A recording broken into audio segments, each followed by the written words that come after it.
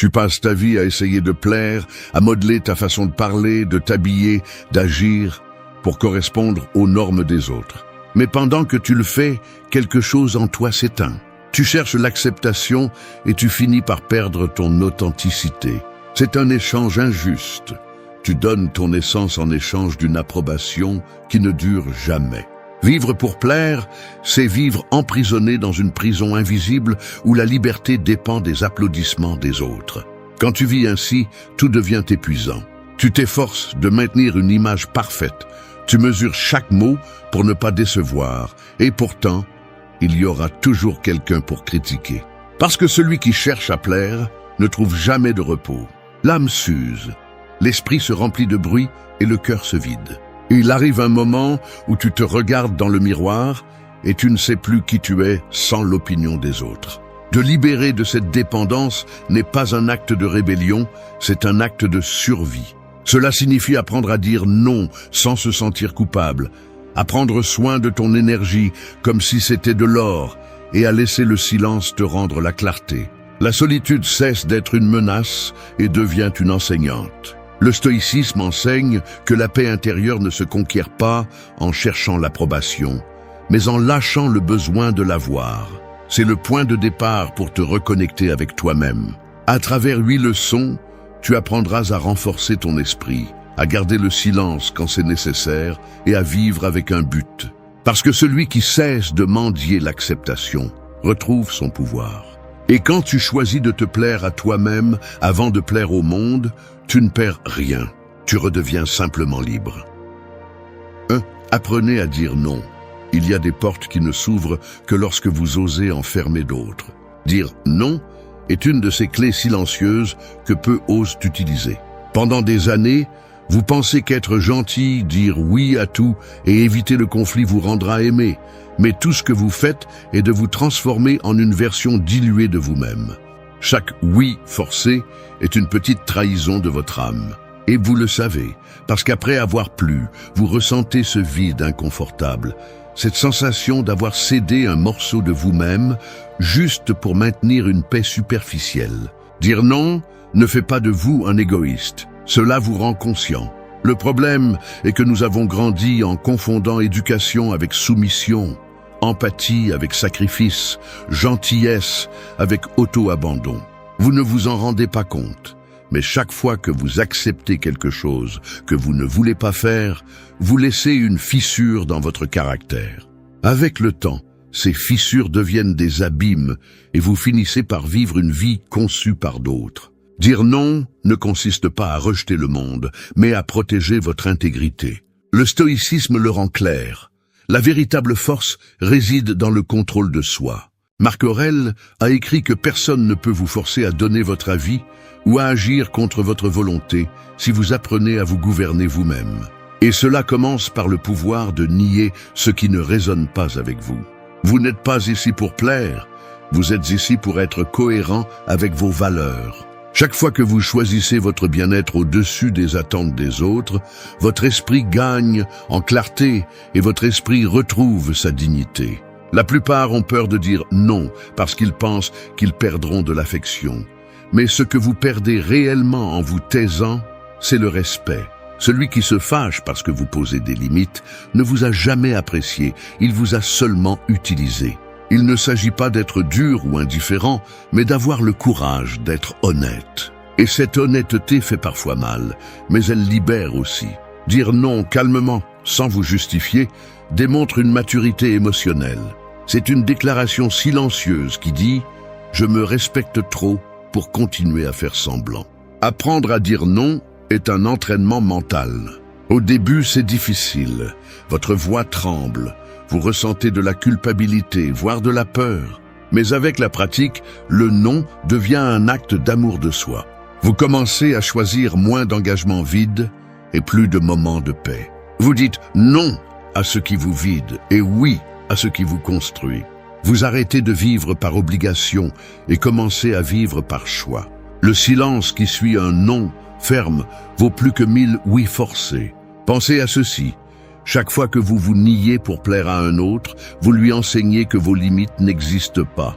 Mais quand vous apprenez à dire non, Vous enseignez aussi au monde comment vous traiter. Et ce n'est pas un hasard si, lorsque vous commencez à le faire, beaucoup de gens disparaissent. Ce n'est pas une perte, c'est un nettoyage. Le prix de rester fidèle à vous-même est de lâcher ceux qui bénéficiaient de votre docilité. Dire non ne vous isole pas, cela vous purifie. Le stoïcien ne cherche pas l'approbation de son environnement. Il cherche l'harmonie intérieure. Et cette harmonie ne fleurit que lorsque vous choisissez avec discernement ce que vous permettez d'entrer dans votre vie. Si quelqu'un se sent offensé parce que vous arrêtez de lui plaire, c'est parce que votre non a révélé sa dépendance à votre faiblesse. N'ayez pas peur de ce genre de réaction. Ce sont des signes que vous êtes en train de vous réveiller. Votre énergie est finie, votre temps est limité, et chaque décision que vous prenez est un investissement. Apprenez à dire non sans hésiter, sans vous justifier, sans peur. Tout le monde ne mérite pas votre attention. Tout le monde ne mérite pas votre dévouement. Plaire à tout le monde, c'est se perdre soi-même. Alors, la prochaine fois que vous ressentez la pression d'accepter quelque chose que vous ne voulez pas, souvenez-vous de ceci. Un non ferme, dit avec sérénité, vaut plus qu'une vie entière de complaisance déguisée en bonté. 2. Prends soin de ton énergie. Il y a des personnes qui sont comme des trous noirs. Peu importe combien tu leur donnes, elles en voudront toujours plus. Elles absorbent ton temps, ton calme, ton envie d'avancer. Et quand tu t'en rends compte, tu es épuisé, sans motivation ni clarté. L'énergie est la ressource la plus précieuse que tu possèdes. Plus que l'argent ou le talent, car sans énergie, rien ne coule, rien ne se maintient. Apprendre à la protéger est une forme de respect envers toi-même, une frontière invisible qui sépare ton bien-être du chaos des autres. Chaque jour, tu te lèves avec une quantité limitée d'énergie mentale, émotionnelle et physique, et la façon dont tu l'utilises définit ta vie. Si tu la gaspilles dans des disputes inutiles, avec des personnes qui ne te valorisent pas ou dans des situations que tu ne peux pas contrôler, tu finis par être vidé. C'est comme remplir un verre d'eau propre et laisser les autres boire sans mesure. À la fin, tu restes vide. Le stoïcisme enseigne que tu ne dois pas réagir à tout ce qui t'arrive, mais décider avec sagesse ce qui mérite ton attention.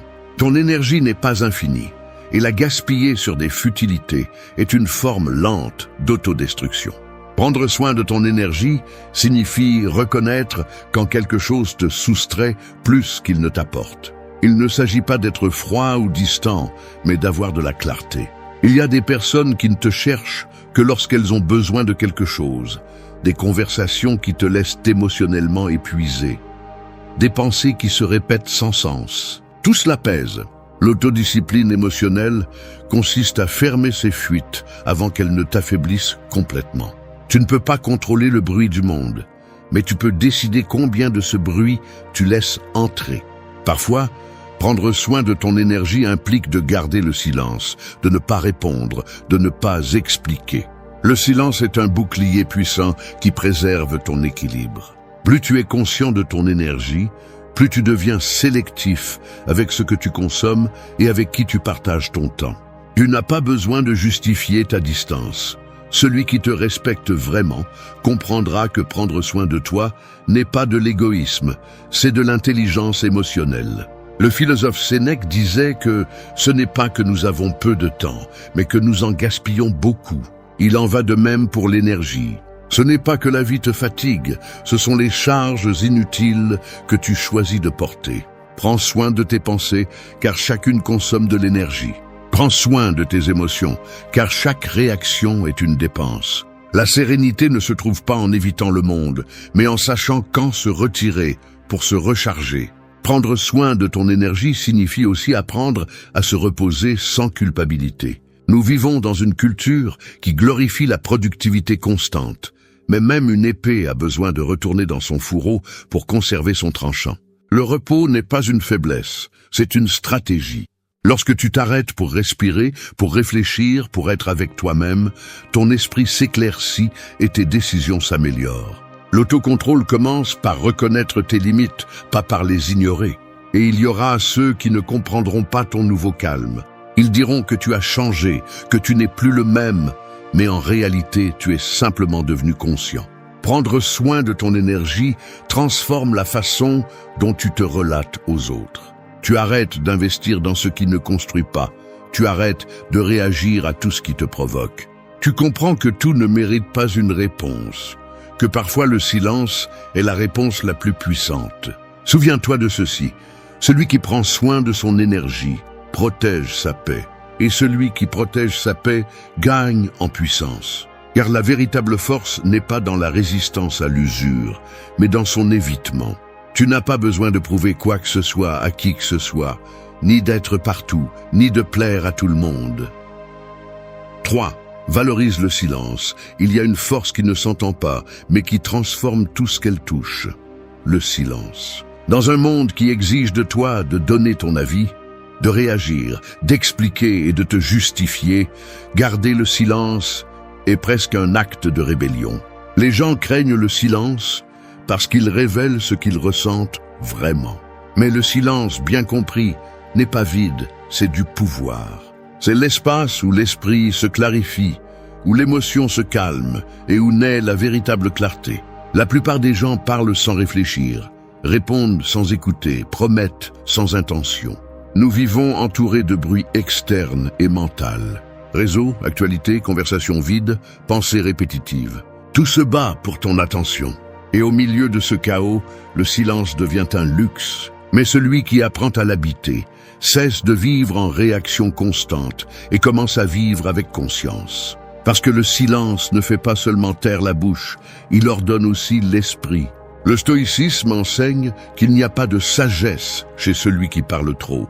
Marc Aurèle méditait dans la solitude de l'aube pour maîtriser son intérieur avant de faire face au bruit du monde.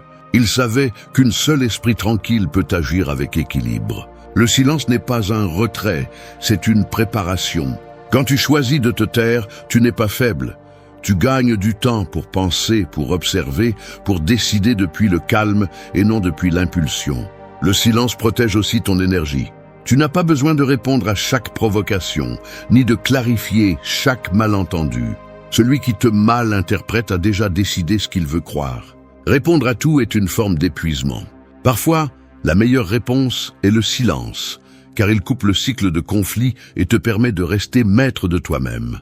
Épictète le disait fermement, « Si quelqu'un t'insulte, souviens-toi que cela n'affecte que si tu l'acceptes. » Se taire, dans ces cas, n'est pas se rendre, c'est conserver ton pouvoir. Dans le silence se révèle ce qui compte vraiment. Quand tu cesses de remplir l'air avec des mots, tu entends ton esprit plus clairement. Tu découvres quelles pensées sont les tiennes et lesquelles sont le produit du bruit externe. Tu comprends que tu n'as pas besoin de donner ton avis sur tout, ni de participer à chaque discussion. Tu apprends à observer sans réagir, à réfléchir avant d'agir. Le silence devient ton espace d'entraînement mental, l'endroit où tu récupères de la force avant de retourner dans le monde. Pratiquer le silence ne signifie pas t'isoler complètement, mais apprendre à choisir tes mots. Parler moins, mais avec un but. Dire moins, mais avec du poids. Quand tu parles depuis le calme, ta voix a plus d'autorité. Les gens écoutent celui qui ne parle pas par impulsion, mais par conviction. Et cela, dans une société dominée par le bruit, est un pouvoir silencieux que peu de gens maîtrisent. Valoriser le silence, c'est aussi reconnaître que tout n'a pas besoin d'être expliqué. Il y a des moments où se taire te donne de la dignité. Tu n'as pas à prouver ton innocence à celui qui te veut coupable. Tu n'as pas à justifier tes limites à celui qui ne les respecte pas. Le silence, dans ces cas, est une forme de respect envers toi-même. Une façon de dire « je ne discuterai pas de ma valeur ». Mais le silence le plus profond n'est pas l'externe, c'est l'interne. C'est apprendre à calmer le dialogue mental qui ne s'arrête jamais, cette voix qui te critique, qui te compare, qui doute de toi. Le silence intérieur est la base de l'autodiscipline émotionnelle. Quand tu l'atteins, tu cesses de réagir au chaos et commences à diriger ta vie depuis un centre stable. Il ne s'agit pas de fuir le monde, mais d'avoir un refuge en toi. Celui qui maîtrise le silence maîtrise son esprit. Et celui qui maîtrise son esprit devient imperturbable. Parce que quand tu apprends à être en paix avec toi-même sans avoir besoin de bruit. 4. Accepte la solitude. La solitude est comme un miroir sans filtre. Elle reflète ce que tu es, pas ce que tu sembles être. Et c'est pour cela qu'elle fait mal. Parce que lorsque tu te retrouves seul, sans distraction, sans applaudissements, sans validation externe, tu te vois avec une clarté qui dérange. Tu découvres tes peurs, tes insécurités, tes blessures non résolues, mais tu trouves aussi quelque chose que le bruit du monde ne te laisse pas voir, ta véritable essence. La solitude ne détruit pas, elle purifie, elle ne t'isole pas, elle te révèle. Nous vivons entourés de personnes, mais remplis de vide. Nous cherchons la compagnie pour ne pas nous confronter à nous-mêmes. Des relations par habitude, des conversations sans âme, du bruit constant pour ne pas entendre ce que le silence a à nous dire. Cependant, le stoïcisme enseigne que le sage trouve la paix en sa propre compagnie. Marc Aurèle disait que l'âme devient invincible lorsqu'elle apprend à se suffire à elle-même. Et c'est vrai. La solitude cesse d'être une souffrance lorsque tu la comprends comme une opportunité pour te reconnecter avec ton intérieur. Accepter la solitude n'est pas se résigner à être seul, c'est apprendre à apprécier ta propre présence. Cela signifie comprendre que tu n'as pas besoin de l'approbation de quiconque pour te sentir complet. Lorsque tu apprends à être avec toi sans anxiété, tu te libères de la dépendance émotionnelle qui épuise tant. Tu commences à écouter tes pensées sans peur, à te connaître sans masque, à te construire de l'intérieur. Ce processus n'est pas confortable, mais il est essentiel. Parce que tu ne peux pas guérir entouré de distractions constantes. La solitude t'apprend à différencier ce que tu veux de ce dont tu as besoin. Elle te rend sélectif. Tu n'acceptes plus n'importe quelle conversation, n'importe quelle compagnie, n'importe quel lien superficiel. Tu apprends à apprécier le silence sans te sentir vide, à marcher sans compagnie sans te sentir perdu. Tu découvres qu'être seul n'est pas un manque, mais une forme de force. Celui qui se sent bien dans sa propre peau ne mendie plus l'attention, et cette sérénité effraie ceux qui vivent du bruit. Le monde craint ceux qui ne craignent pas d'être seuls, car ils sont impossibles à manipuler. Un individu qui trouve la paix dans son propre esprit ne peut être contrôlé par la culpabilité ou la peur. Cette indépendance émotionnelle est le plus grand acte de liberté. Quand tu cesses de craindre la solitude, tu cesses de te contenter de miettes d'affection. Tu préfères être seul qu'en mauvaise compagnie, et cela marque le début de ton pouvoir intérieur. Ne confonds pas la solitude avec l'isolement. L'isolement naît de la peur. La solitude consciente, du choix. L'isolement évite le monde. La solitude le comprend mieux. En passant du temps avec toi-même, tu comprends tes émotions, tes limites et tes désirs. Tu apprends à ne pas dépendre du bruit extérieur pour te sentir vivant. Et paradoxalement, plus tu te sens à l'aise dans la solitude, plus tes relations deviennent authentiques, car tu ne les choisis plus par nécessité, mais par affinité. La solitude te montre aussi ce que tu apprécies vraiment. Sans distraction, tu perçois plus clairement ce qui te motive et ce qui te retient. C'est le terrain où germe la connaissance de soi. Épictète l'a résumé avec sagesse. Personne n'est libre à moins de se maîtriser lui-même. Et cette maîtrise ne naît que lorsque tu oses être avec toi sans fuir. Accepter la solitude n'est pas fermer la porte au monde, c'est l'ouvrir vers ton intérieur. C'est le point où le silence devient maître, où tu apprends à ne pas craindre la pause ni l'introspection. La solitude bien vécue ne t'éteint pas, elle te réorganise. Elle ne te prend rien, elle te rend l'essentiel. Parce que lorsque tu n'as plus besoin de compagnie pour te sentir plein, c'est alors que tu es vraiment prêt à partager ta présence sans te perdre dans le processus. 5. Définis tes limites. Imagine que ta vie est un jardin et que ton énergie, ton temps et ton esprit sont le sol fertile. Chaque personne, chaque obligation, chaque demande externe est une graine qui peut pousser, mais si tu ne décides pas quoi planter et où, ton jardin finit envahi par les mauvaises herbes. Définir des limites, c'est poser des clôtures invisibles qui protègent ton espace, qui définissent jusqu'où les autres peuvent aller sans envahir ton bien-être. Sans limite claire, ta vie devient un terrain sans frontières, où n'importe qui peut entrer et prendre ce qui ne lui appartient pas, laissant le désordre et l'épuisement dans son sillage. La plupart des gens n'apprennent jamais à dire « jusqu'ici ». Ils craignent d'être rejetés, jugés ou considérés comme froids. Mais ce qui se passe réellement quand tu n'établis pas de limites, c'est que les autres apprennent qu'ils peuvent te dépasser, que ton bien-être est négociable et que ton temps et ton énergie sont toujours disponibles. Ce manque de clarté ne génère pas de respect.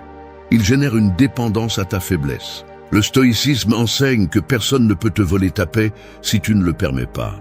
Les limites ne sont pas des punitions, elles sont des défenses. Et leur absence est la cause de nombreuses frustrations et conflits inutiles. Définir des limites nécessite d'être honnête avec toi-même et avec les autres. Cela signifie identifier ce que tu peux donner sans compromettre ta stabilité et ce que tu ne peux pas. Ce n'est pas un acte d'égoïsme, c'est un investissement dans ton intégrité et ton authenticité. Lorsque tu décides jusqu'où tu permets aux autres d'influencer ta vie, tu reprends le contrôle sur tes décisions et ton énergie. C'est comme tracer une carte qui délimite ton territoire intérieur, apprenant aux autres à interagir avec toi sans envahir ton espace vital. Les limites protègent également ta croissance. Sans elles, tu te perds dans les demandes des autres, les tâches qui ne te concernent pas, les attentes que tu ne partages pas. Tu te disperses, tu dépenses ton temps et ta force dans des causes qui ne te construisent pas, et à la fin de la journée, tu te demandes pourquoi tu te sens épuisé et vide. En établissant des limites claires, tu choisis où mettre ton attention et ton effort. Tu apprends à dire non sans culpabilité, à prioriser tes objectifs et à conserver de l'énergie pour ce qui compte vraiment. Établir des limites ne signifie pas ériger des murs permanents. Cela signifie définir quand et comment tu interagis, quand tu dis oui et quand tu dis non. Celui qui maîtrise cette compétence agit avec clarté et fermeté, sans avoir besoin de se justifier, parce qu'il comprend que son bien-être n'est pas négociable.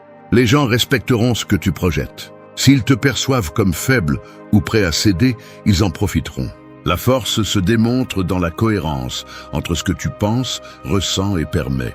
L'autodiscipline émotionnelle se renforce avec des limites. Chaque fois que tu respectes tes propres frontières, tu entraînes ton esprit et ton caractère à ne pas céder aux pressions externes. Tu apprends à faire la différence entre ce qui est urgent et ce qui est important, entre ce qui te sert et ce qui te draine. La pratique constante de l'établissement de limites fait de toi quelqu'un de difficile à manipuler, quelqu'un dont le temps et l'énergie ont une valeur reconnue, d'abord par toi-même, puis par les autres. Dans la vie moderne, les limites sont un acte de survie. Elles te permettent de maintenir ta paix intérieure au milieu du chaos, de protéger tes relations et de préserver ton intégrité. Elles ne sont pas optionnelles si tu veux vivre avec authenticité et objectif. Sans elles, chaque jour tu cèdes un morceau de ta liberté, de ta clarté et de ton pouvoir. Avec elles, chaque décision est prise à partir de la force, non de l'obligation, de la cohérence et non de la pression externe. Définis tes limites et tu découvriras que ta vie cesse d'être un terrain envahi par les autres et devient un jardin que tu choisis de cultiver. 6. Vis avec un but. La vie sans but est comme un bateau à la dérive dans un océan sans horizon. Tu avances, mais tu ne sais pas vers où ni pourquoi. Chaque effort se dilue, chaque décision semble lourde, et à la fin de la journée, le sentiment de vide te poursuit. Vivre avec un but ne signifie pas avoir un plan rigide ou un objectif grandiose. Cela signifie se déplacer avec intention, relier chaque action à tes valeurs et cesser d'agir uniquement pour plaire ou survivre. C'est donner un sens à ton temps, à ton énergie et à ton existence, et faire en sorte que chaque pas compte pour quelque chose qui t'importe vraiment. Le problème de nombreuses personnes est qu'elles vivent guidées par les attentes des autres, cherchant l'approbation, la validation ou la reconnaissance. Elles oublient de se demander ce qu'elles veulent, ce dont elles ont besoin, ce qui les fait se sentir vivantes. Cette déconnexion avec le but génère frustration, anxiété et une usure silencieuse qui s'accumule avec les années.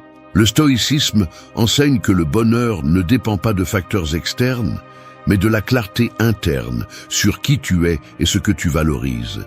Lorsque tu agis à partir de ton but, chaque décision devient un acte de pouvoir et chaque action une affirmation de ton identité. Vivre avec un but signifie aussi prioriser. Tu ne peux pas être partout ni plaire à tout le monde sans te perdre toi-même. Chaque choix que tu fais doit être aligné avec ce que tu veux vraiment construire, avec ce qui compte vraiment dans ta vie. Le temps est limité et ton énergie est finie. Les gaspiller sur ce qui ne te rapproche pas de ton objectif est une trahison envers toi-même. Apprendre à concentrer tes efforts sur l'essentiel transforme chaque jour en un pas ferme vers ta meilleure version. Le but agit comme un filtre naturel. Il t'aide à dire non, sans culpabilité à ce qui n'apporte rien, à établir des limites claires, à protéger ton énergie et à rester ferme face aux distractions ou aux critiques. Lorsque tu comprends ta direction, tu ne te laisses pas emporter par la pression sociale ni par le bruit extérieur. Tes actions deviennent cohérentes, ton esprit plus calme et ton âme plus forte. Chaque décision prise à partir du but renforce ton autonomie et ta clarté, et te rapproche d'une vie que tu sens vraiment tienne. Le but donne aussi un sens à l'adversité. Les défis cessent d'être des obstacles aléatoires et deviennent des opportunités pour grandir, apprendre et renforcer ton caractère. Chaque échec, chaque erreur, chaque difficulté s'intègre dans ton chemin comme une leçon, non comme une punition. Le stoïcisme souligne que nous ne contrôlons pas tout ce qui se passe, mais nous pouvons décider comment réagir. Lorsque ta vie a un but, tes réponses sont intentionnelles, non réactives. Vivre avec un but nécessite introspection et courage. Cela signifie te questionner constamment pour savoir si ce que tu fais reflète tes valeurs ou satisfait simplement les attentes des autres. Cela implique d'accepter que certains chemins doivent être abandonnés, que certaines personnes n'apportent rien et que le temps perdu ne se récupère pas. La discipline d'agir avec intention se construit jour après jour, moment après moment, avec des décisions conscientes et cohérentes. Lorsque tu vis avec un but, chaque action a du poids, chaque mot compte et chaque décision te rapproche de la vie que tu mérites.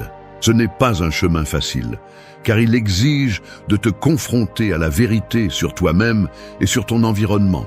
Mais c'est le seul chemin qui garantit l'authenticité, la liberté et la force intérieure. La boussole du but ne se trouve pas à l'extérieur, mais en toi. Et celui qui apprend à naviguer avec elle découvre que même au milieu du chaos, sa vie a une direction, un sens et du pouvoir. 7. Maîtrise ta réaction. L'esprit humain est comme une rivière tumultueuse. Chaque stimulus externe est une pierre qui génère des vagues, et si tu n'apprends pas à contrôler le courant, il t'emportera. Maîtriser ta réaction ne signifie pas ignorer ce qui se passe, ni réprimer tes émotions, mais choisir consciemment comment répondre à chaque situation. La plupart des gens sont pris au piège, dans des réponses automatiques, réagissant avec colère, peur ou frustration à chaque provocation, comme si leurs émotions étaient des dictateurs invisibles qui décident pour eux. Le résultat est l'épuisement émotionnel, des conflits inutiles et une usure silencieuse de l'énergie vitale. Chaque fois que tu réagis impulsivement, tu cèdes du pouvoir. Tu remets le contrôle de ta paix intérieure au chaos externe. Le stoïcisme enseigne que nous ne pouvons pas contrôler ce que font les autres, ni ce qui se passe autour de nous, mais nous pouvons contrôler notre interprétation et notre réaction. Marc Aurèle comprenait que le monde peut être injuste, les gens égoïstes et les circonstances adverses, mais la sérénité réside dans le fait de ne pas permettre à ces forces de définir ton état intérieur. Chaque réaction mesurée et consciente est un acte de maîtrise de soi, un rappel que ton pouvoir ne dépend pas des autres, mais de toi-même. Maîtriser ta réaction implique également de reconnaître les déclencheurs qui perturbent ta tranquillité. Observe quelles paroles, attitudes ou situations génèrent de l'anxiété, de la colère ou de la frustration. Non pas pour te blâmer, mais pour te comprendre et choisir comment agir.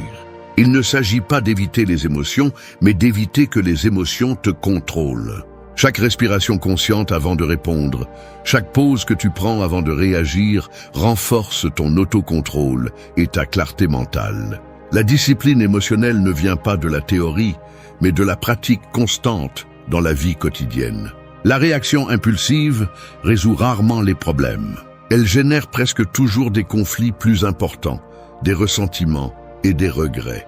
Celui qui apprend à maîtriser sa réaction peut rester calme au milieu du conflit, évaluer la situation avec clarté et répondre efficacement, sans perdre son sang-froid ni son intégrité. La patience devient une arme puissante, le calme un bouclier. Chaque fois que tu réussis à garder le contrôle face aux provocations, tu ne protèges pas seulement ton énergie, mais tu montres aussi du respect à ceux qui t'entourent. Maîtriser ta réaction n'est pas un signe de faiblesse ou d'indifférence, c'est une preuve de force intérieure.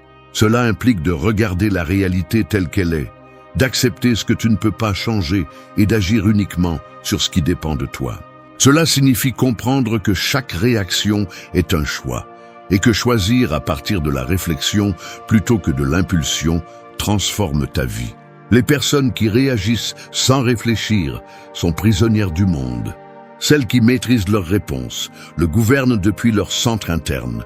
En pratique, maîtriser ta réaction nécessite de la constance. Cela nécessite de t'observer toi-même, de réfléchir sur chaque émotion et de t'entraîner à ne pas céder à l'impulsion immédiate. Chaque fois que tu respires avant de répondre, que tu réfléchis avant de parler, que tu agis à partir du calme et non de l'émotion, tu renforces ta résilience émotionnelle.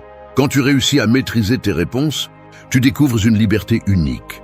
La liberté de ne pas être emporté par la négativité, de ne pas nourrir de conflits inutiles, de garder ton énergie intacte et ta paix intérieure intacte. Cette liberté te permet d'agir avec intention, de vivre avec un but et de conserver ton authenticité dans un monde qui essaie constamment de détourner ton attention et de manipuler tes émotions. La paix intérieure ne se trouve pas en fuyant le chaos, mais en l'affrontant sans perdre le contrôle. Tu n'as pas besoin que le monde se calme pour être calme toi-même. Ce dont tu as besoin, c'est d'apprendre à maîtriser ton esprit, car le véritable champ de bataille n'est pas à l'extérieur, mais à l'intérieur de toi. La plupart des gens essaient de changer les circonstances, alors qu'ils ont vraiment besoin de changer leur interprétation de celles-ci. Le stoïcisme ne cherche pas à te rendre insensible à la douleur, mais à t'apprendre à ne pas la transformer en souffrance. Il t'enseigne à regarder les faits avec objectivité, à répondre avec sérénité quand les autres perdent la raison. C'est une philosophie qui ne promet pas un chemin facile, mais bien un esprit inébranlable. Car celui qui s'entraîne à rester calme au milieu de la tempête ne dépend plus du climat. Il dépend de son tempérament.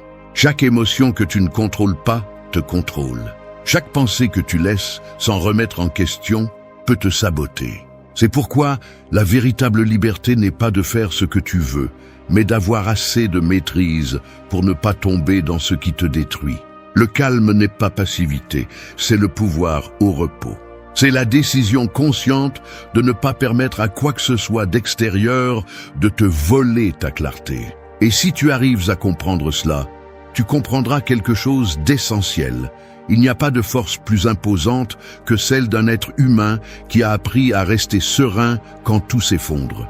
Parce que la paix ne se cherche pas à l'extérieur, elle se construit à l'intérieur. Et quand tu y parviens, aucun bruit, aucune perte et aucune personne ne pourra te perturber. C'est là l'essence du stoïcisme, l'art de rester debout, même quand le monde s'effondre. Maîtrise ton esprit. Ton esprit est comme un cheval sauvage, puissant, imprévisible, et si tu n'apprends pas à le contrôler, il t'entraînera là où il le souhaite. Tu peux avoir du talent, de la force ou même de la chance, mais si tu ne parviens pas à tenir les rênes de tes pensées, tu finiras par être victime de tes propres émotions. Maîtriser l'esprit ne signifie pas le faire taire, mais apprendre à le diriger, à le faire travailler avec toi et non contre toi. Celui qui contrôle son esprit n'a besoin de contrôler rien d'autre, car c'est de là que naissent toutes les actions, toutes les décisions et toute la sérénité. La plupart des gens vivent en étant esclaves de leur dialogue intérieur. Il suffit que quelque chose ne se passe pas comme prévu pour que leur esprit commence à les saboter avec des doutes, des peurs et des culpabilités. Le stoïcisme enseigne que tu ne peux pas arrêter les vagues, mais tu peux apprendre à les surfer. Lorsque tu entraînes ton esprit à observer avant de réagir, tu commences à réaliser que le problème n'est pas ce qui se passe, mais comment tu l'interprètes. Marc Aurèle l'a dit clairement. Le bonheur de ta vie dépend de la qualité de tes pensées. Et il avait raison, car chaque émotion naît d'une idée que tu décides de croire. Maîtriser ton esprit, c'est pratiquer une vigilance constante. C'est t'arrêter quand tu ressens de la colère et te demander si cela vaut la peine de perdre ton équilibre pour cela. C'est reconnaître quand l'anxiété te domine et te rappeler que tout n'est pas sous ton contrôle. C'est remarquer quand ton ego veut avoir raison et choisir la paix plutôt que l'orgueil. Cette formation ne se fait pas en un jour. C'est une pratique quotidienne. Chaque pensée que tu choisis consciemment devient une pierre de plus dans le temple de ta sérénité. Les stoïciens parlaient de contrôle interne comme la seule véritable liberté. Tout le reste est instable, la santé, la richesse, l'opinion des autres, même l'amour. Mais ton esprit, si tu l'entraînes, peut rester ferme même lorsque le monde s'effondre. Le maîtriser, c'est comme apprendre à respirer sous l'eau. Là où d'autres se noient, tu trouves de la clarté. Non pas parce que tu es plus fort, mais parce que tu as compris que le pouvoir n'est pas dans la lutte contre le courant, mais dans le fait de le suivre sans te perdre. Quand tu ne contrôles pas ton esprit, tu es vulnérable à quiconque sait comment te provoquer. Un commentaire te perturbe, un regard te blesse, une déception te fait tomber. Mais quand tu le maîtrises, tu découvres quelque chose de fascinant. Personne ne peut manipuler celui qui se connaît déjà lui-même. Tu peux tout entendre, tout voir, tout ressentir, mais tu choisis de ne pas réagir impulsivement. Ta réponse devient ton bouclier. Maîtriser l'esprit implique aussi de nettoyer ce que tu consommes. Tu ne peux pas aspirer à avoir la tranquillité d'esprit si tu nourris ton esprit avec du bruit, des comparaisons ou des personnes qui ne transmettent que le chaos. L'esprit est comme un jardin, il fleurit avec ce que tu sèmes. Si tu plantes de la gratitude, la sérénité grandira.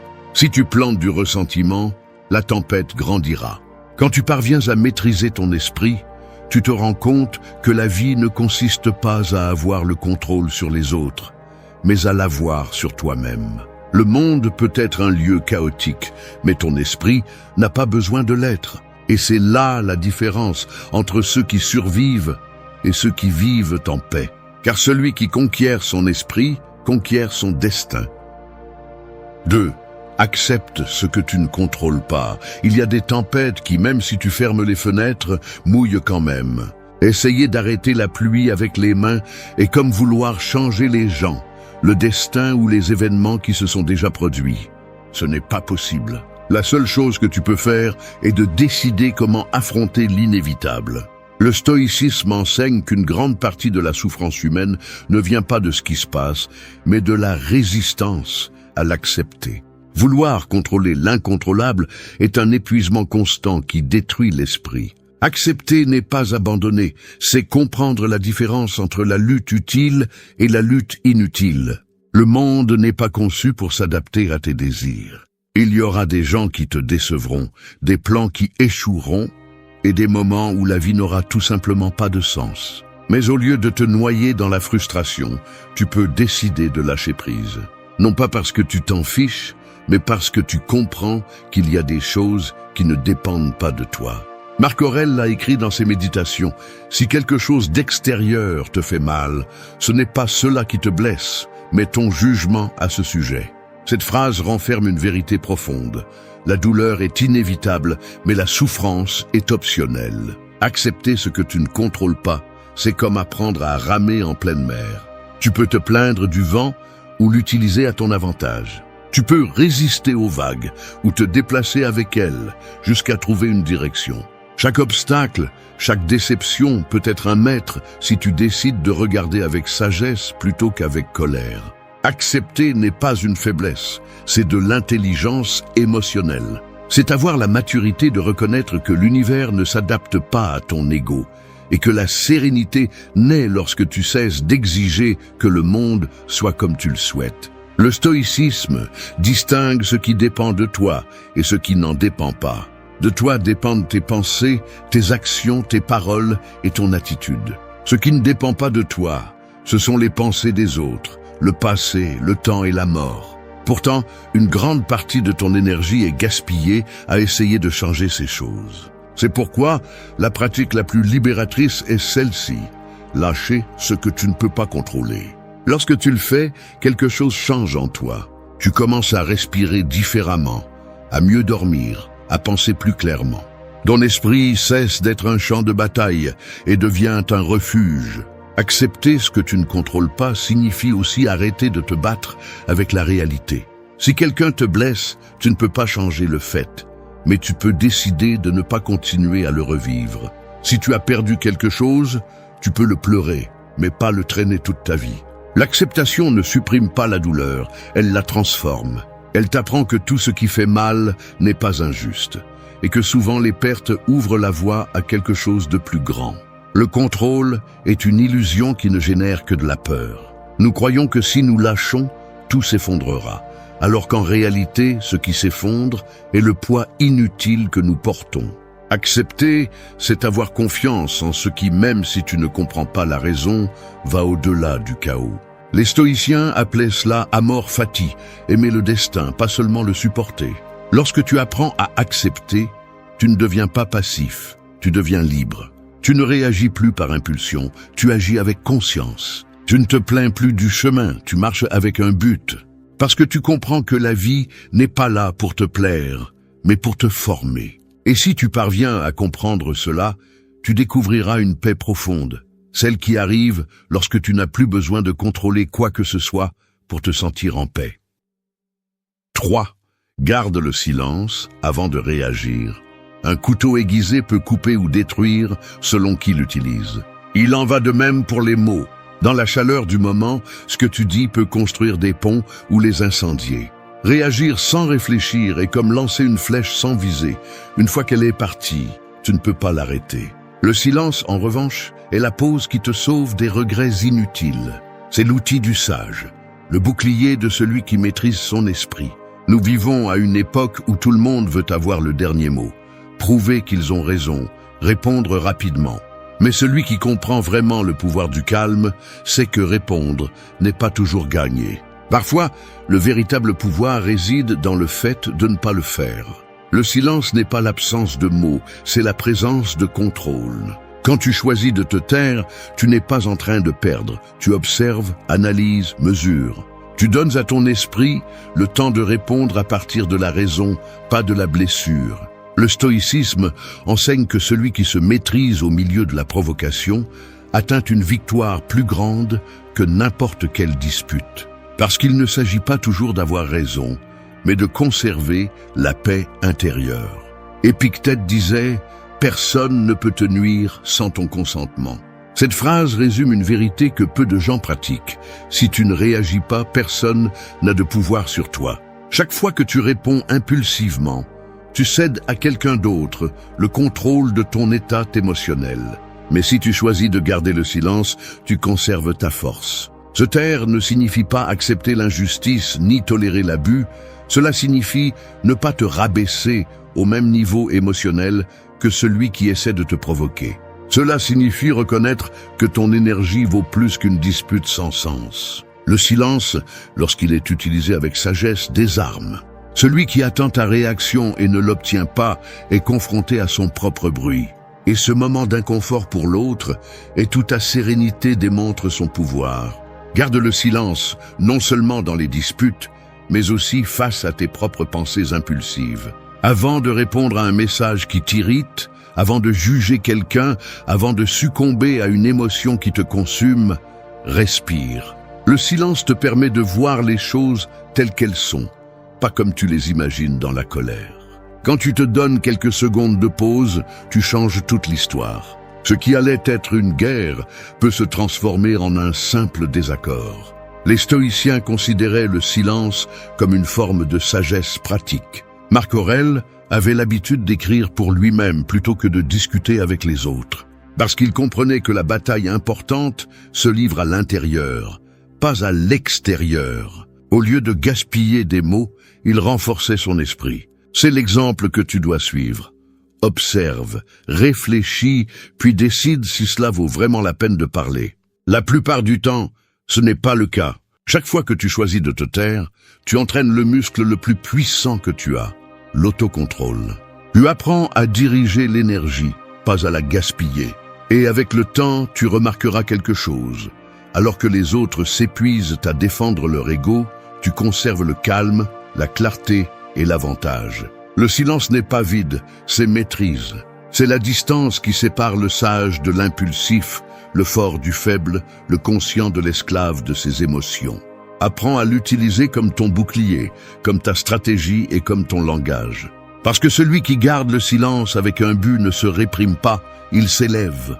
Et dans un monde où tout le monde crie, celui qui se tait avec sagesse devient le seul qui a vraiment du pouvoir. 4. Connais-toi toi-même chaque jour. Il y a des miroirs qui montrent le visage, mais pas l'âme. Tu peux te voir tous les jours, et pourtant ne pas savoir qui tu es vraiment.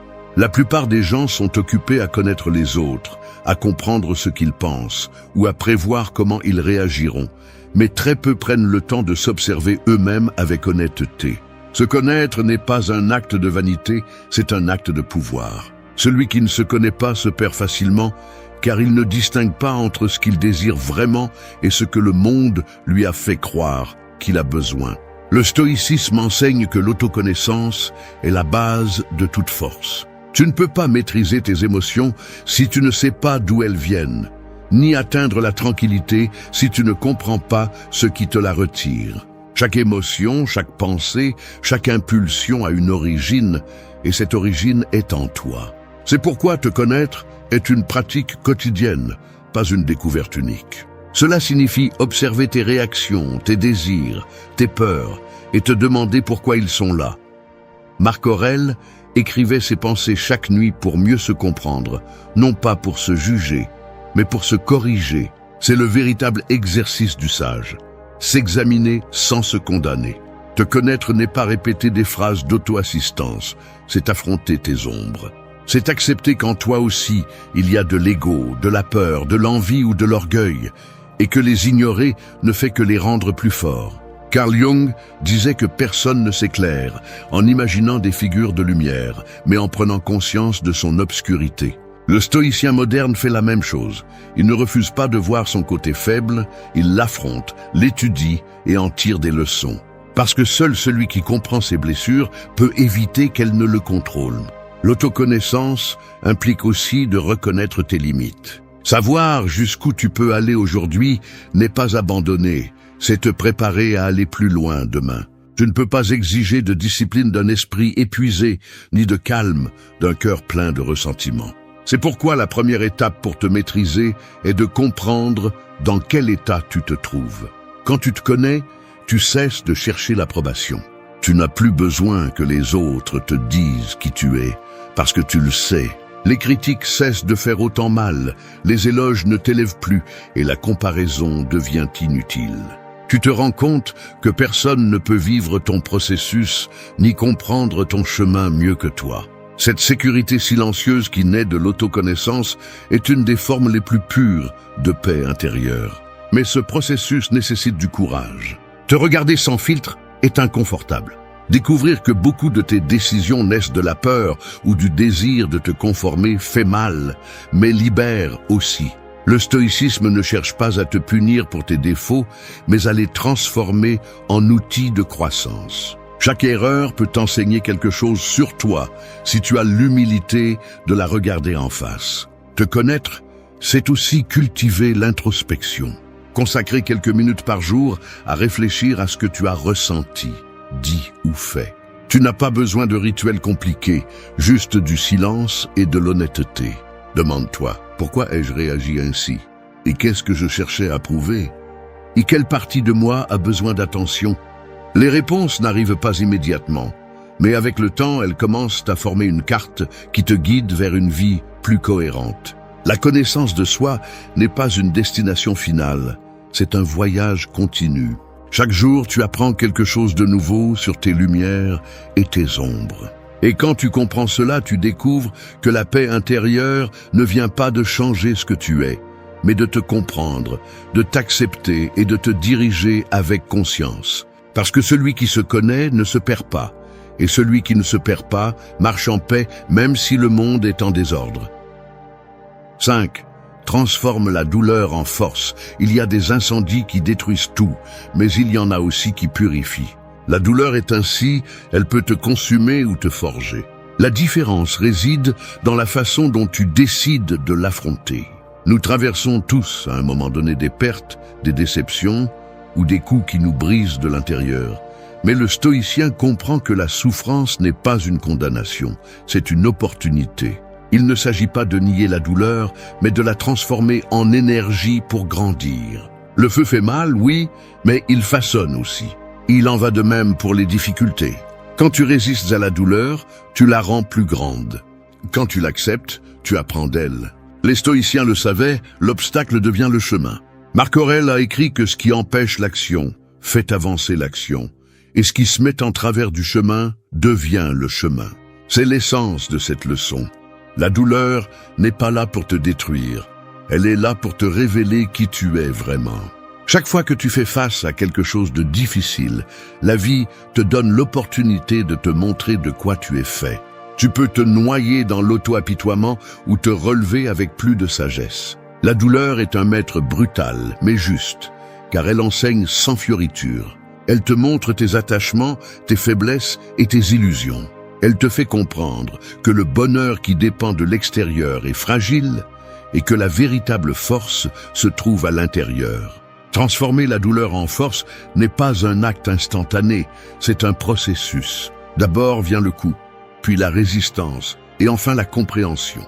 Tu ne peux pas sauter le deuil, mais tu peux décider quoi en faire. Chaque larme peut se transformer en clarté, chaque déception en concentration, chaque perte en maturité. Quand tu changes la question « Pourquoi cela m'arrive-t-il » par « Qu'est-ce que je peux apprendre de cela ?» tu commences à transformer la douleur en sagesse. Le stoïcisme enseigne que la souffrance devient supportable lorsqu'elle a un but. Si tu comprends que ce qui te fait mal aujourd'hui te prépare à quelque chose de plus grand, le poids s'allège. Ce n'est pas de la résignation, c'est de la compréhension. Ce n'est pas dire « cela n'a pas d'importance », mais « cela me forme ». Chaque blessure que tu acceptes avec sérénité laisse une marque, mais aussi une leçon. Et ces cicatrices ne te rendent pas faible, elles te rendent réel. La société cherche à éviter la douleur à tout prix, mais celui qui l'évite évite aussi la croissance. Tu ne peux pas devenir fort dans le confort. La force naît de l'effort, des épreuves, de l'échec. Épictète, qui fut esclave avant de devenir philosophe, l'a exprimé clairement. Personne n'est libre à moins d'être maître de lui-même. Et on ne devient maître de soi-même que lorsqu'on apprend à rester debout, même quand le monde s'effondre. Quand tu transformes la douleur en force, tu cesses d'avoir peur de la vie. Tu commences à voir les défis comme des opportunités d'évolution. Tu ne demandes plus « Pourquoi moi ?» mais qu'est-ce que je peux faire avec ça? Tu te rends compte que ce qui te détruisait avant te pousse maintenant. L'adversité cesse d'être un ennemi et devient ton entraînement. La douleur, bien comprise, t'apprend à être patient, compatissant et sage. Elle t'apprend à apprécier le calme, la gratitude et le moment présent. Non pas parce que tu oublies ce que tu as souffert, mais parce que tu as appris à lui donner un sens. Alors, quand la vie te met à l'épreuve, souviens-toi de ceci. Tu n'es pas en train d'être puni, tu es en train d'être façonné. Et le jour où tu réussiras à remercier même les blessures, tu auras atteint un niveau de paix que rien ni personne ne pourra t'enlever. Parce que celui qui transforme sa douleur en force devient invincible. 6. Garde ton équilibre.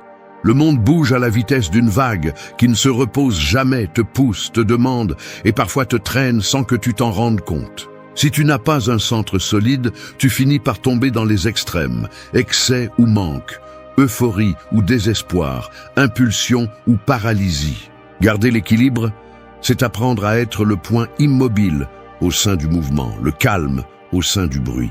Cela ne signifie pas ne pas ressentir, mais ne pas laisser ce que tu ressens te dominer. L'équilibre est la vertu silencieuse du sage. C'est la ligne invisible entre réagir et répondre, entre céder et résister. Quand tu le perds, ton esprit devient un pendule qui oscille sans contrôle, vivant dans le passé ou anticipant l'avenir. Mais quand tu réussis à rester stable, tu peux voir la réalité telle qu'elle est, sans distorsion. Marc Aurèle disait qu'un esprit tranquille est comme de l'eau claire, il reflète avec précision. Si tu l'agites avec peur ou colère, tout se confond. L'équilibre se construit avec de petites décisions quotidiennes. Ce n'est pas quelque chose que l'on obtient une fois et que l'on conserve pour toujours, mais une pratique constante. Il s'agit de savoir quand avancer et quand s'arrêter, quand parler et quand se taire, quand lâcher prise et quand insister. Le problème est que beaucoup confondent mouvement avec progrès et bruit avec vie. Être en équilibre, c'est pouvoir rester silencieux sans se sentir vide, travailler sans perdre sa paix et profiter sans tomber dans l'excès. Le stoïcisme enseigne que l'équilibre est atteint lorsque ton bonheur ne dépend pas de l'extérieur. Si tu vas bien seulement quand les choses se passent comme tu l'espères, tu seras prisonnier de la chance. Mais si tu apprends à garder ta sérénité même dans l'incertitude, alors rien ne pourra te renverser. Épictète l'expliquait avec une métaphore simple. Si le capitaine craint chaque vague, il n'arrivera jamais à bon port. Le sage n'évite pas la marée, il apprend à la naviguer.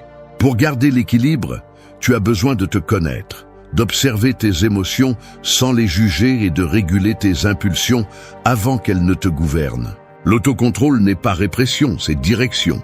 Cela signifie que tu peux ressentir de la tristesse sans rester coincé dedans. Tu peux profiter de quelque chose sans en devenir dépendant. Tu peux réussir sans perdre ton humilité. C'est là la véritable maîtrise intérieure. La vie mettra constamment à l'épreuve ta stabilité. Des personnes qui cherchent à te provoquer, des situations qui te frustrent, des pertes qui te déstabilisent. Je ne peux pas éviter les épreuves, mais tu peux choisir de ne pas perdre ton centre. Quand quelque chose te perturbe, arrête-toi et souviens-toi que ton équilibre vaut plus que n'importe quelle victoire momentanée. Réagir avec calme n'est pas une faiblesse, c'est de la sagesse appliquée. L'équilibre se nourrit aussi du repos et de la réflexion. Tu ne peux pas rester debout si tu ne t'arrêtes jamais pour respirer. Beaucoup s'effondrent, non pas parce que la vie est trop dure, mais parce qu'ils ne s'accordent jamais un moment de tranquillité. Les stoïciens comprenaient que l'esprit a besoin de pause pour ne pas devenir esclave de la routine. C'est pourquoi t'arrêter pour observer, méditer ou simplement être présent n'est pas une perte de temps, c'est un acte de renforcement intérieur. Garder l'équilibre, ce n'est pas te promettre une stabilité éternelle, c'est t'engager à toujours revenir à ton centre, peu importe combien tu t'écartes. Le calme n'est pas un état permanent, c'est une pratique consciente. Et quand tu la maîtrises, tu découvres que rien d'extérieur n'a de véritable pouvoir sur toi. Ni la critique, ni la perte, ni l'échec. L'équilibre est l'art de rester ferme quand tout tremble. Et celui qui apprend à le faire non seulement survit au chaos, mais le transforme en son propre maître. 7. Pratiquez le détachement. Imaginez que vous marchez avec une corde attachée à votre poitrine et à l'autre extrémité sont attachées vos attentes, vos relations, vos réalisations, vos objets et même vos peurs. Chaque fois que quelque chose bouge ou s'éloigne, la corde se tend et vous entraîne. C'est l'attachement, un lien invisible qui vous attache à ce que vous croyez avoir besoin pour être en paix. Le détachement, en revanche, n'est pas de couper la corde, mais de lâcher la tension. C'est comprendre que rien ne vous appartient et pourtant apprendre à en profiter pendant qu'il est avec vous. Le stoïcisme enseigne que la racine de la souffrance est dans la confusion entre ce qui dépend de vous et ce qui ne dépend pas. L'attachement naît lorsque vous essayez de retenir ce qui est destiné à changer. Tout dans la vie est mouvement. Les personnes évoluent, les cycles se terminent, les choses s'usent. Prétendre arrêter ce flux naturel et lutter contre la réalité. Le détachement ne vous rend pas froid, il vous rend libre. Il ne signifie pas aimer moins, mais aimer avec conscience, sans besoin de possession. Marc Aurèle se rappelait chaque jour que tout ce que nous avons peut disparaître en un instant. Il ne le faisait pas pour vivre dans la peur, mais pour apprécier sans s'accrocher. Il disait « Recevez sans orgueil, laissez partir sans attachement ». Cette phrase renferme une grande vérité. Ce que vous ne savez pas lâcher finit par vous contrôler. Si votre paix dépend de quelque chose que vous pouvez perdre, elle ne sera jamais une véritable paix. Pratiquer le détachement est un exercice de pouvoir intérieur. Cela implique d'accepter que la vie n'est pas là pour répondre à vos attentes, mais pour vous apprendre à couler. Il faut du courage pour observer comment quelque chose s'en va sans le transformer en tragédie. Et il faut de la sagesse pour comprendre que tout ce que vous perdez n'est pas une perte. Souvent, lâcher prise est le début de quelque chose de nouveau. Le détachement ne vous enlève pas ce que vous aimez, il vous libère de l'anxiété de le perdre. L'attachement émotionnel se déguise aussi en amour. Nous pensons que aimer, c'est retenir, alors qu'en réalité, aimer, c'est permettre. Laissez chaque personne être libre, même si son chemin s'éloigne du vôtre. Le stoïcien n'aime pas avec dépendance, il aime avec présence. Il profite du moment sans craindre sa fin, parce qu'il comprend que la beauté des choses réside dans leur temporalité. Le détachement s'applique aussi à vos objectifs et vos succès. Vous pouvez vous efforcer au maximum, mais si votre valeur personnelle dépend du résultat, vous deviendrez esclave de la reconnaissance. Faites de votre mieux et acceptez le résultat avec calme. L'effort vous appartient, le résultat non. C'est la différence entre celui qui vit dans l'anxiété et celui qui vit en équilibre. Pratiquer le détachement ne signifie pas vous isoler du monde, mais vous y relier sans vous perdre dans le processus. C'est pouvoir profiter de l'amour sans peur, travailler sans obsession, posséder sans dépendre. Cela nécessite un esprit qui comprend que tout ce qui est externe est éphémère et que la seule chose permanente est votre attitude face à la vie. La pratique commence avec le quotidien. Lâchez le besoin d'avoir raison, d'être approuvé, de contrôler chaque détail.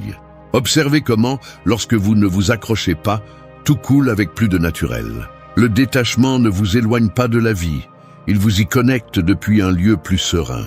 Lorsque vous parvenez à vivre avec détachement, vous retrouvez quelque chose que le monde moderne a oublié, la paix intérieure. Parce que celui qui n'a pas besoin de posséder quoi que ce soit, jouit de tout. Et celui qui ne dépend de rien a déjà tout. Le détachement ne vous appauvrit pas, il vous renforce. Il ne vous sépare pas, il vous élève. Il vous apprend à vivre pleinement sans craindre de perdre, parce que vous comprenez que rien de ce qui est destiné à être à vous ne vous échappera. Et rien qui doit partir ne pourra vous retenir.